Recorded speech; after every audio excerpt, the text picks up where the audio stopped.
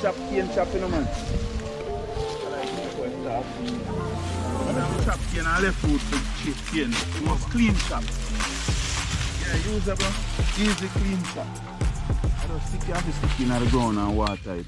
And hope. So you hide the joint. Because you can grow the cane from the joint. Here so to here so, here so to here so, before this dry up. So you can go plant. So when you cut it now, you just do a little hard.